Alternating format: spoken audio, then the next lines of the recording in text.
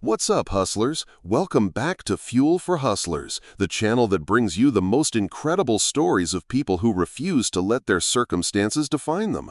Today, I'm about to tell you a story that will literally change how you see your own struggles.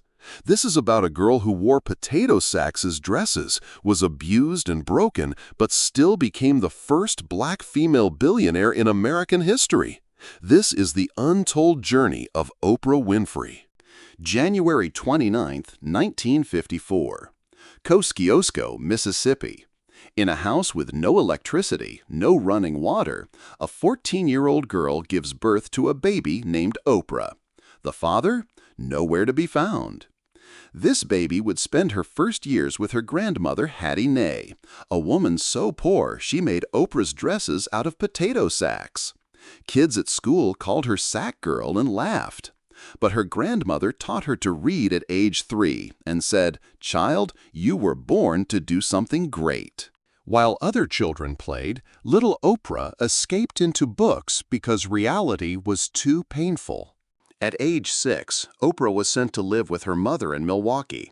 Her mother was a house cleaner with no time for love or attention. That's where the real nightmare began. At age 9, Oprah was sexually abused by her cousin, then her uncle, then a family friend. For years, this innocent child endured unspeakable trauma, and when she tried to tell someone, they called her a liar. By 13, she was acting out, stealing, running away.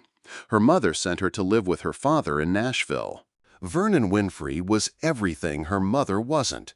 Strict, disciplined, obsessed with education. He made her read books, write reports, maintain perfect grades. For the first time, someone believed in her potential. But at 14, disaster struck again. Oprah was pregnant by her mother's boyfriend who had been abusing her. The baby was born premature and died shortly after. Oprah later said, "That baby's death saved my life because it forced me to focus on education instead of raising a child I wasn't ready for." Oprah threw herself into academics. She won speech contests, became student council president, was crowned Miss Black Tennessee at 17. A radio station heard her speak and offered her a weekend job for $100. That job ignited something inside her. She realized when she spoke, people listened. When she shared her pain, others felt less alone. At 19, she became Nashville's youngest and first black female news anchor. But she was terrible at traditional news, too emotional, too real. They moved her to a morning talk show, thinking it was a demotion. Instead, it became her salvation. Chicago offered her a dying talk show called AM Chicago. Everyone said a black woman from the South had no chance against Phil Donahue. But Oprah saw an opportunity to do television differently, to create a space where people could be vulnerable and heal together. Within 1 month, AM Chicago went from last place to first place. Within a year, it became The Oprah Winfrey Show and went national. As her fame grew, reporters exposed her past. Instead of hiding, Oprah did something revolutionary. She owned her story completely. On national television, she talked about being abused, her teenage pregnancy, growing up in poverty. She turned her pain into purpose, her trauma into triumph. The money poured in, but Oprah remembered where she came from. She gave away cars to studio audiences, started a school in South Africa, paid for college educations. She entered therapy, healed herself completely, and that self-love transformed everything.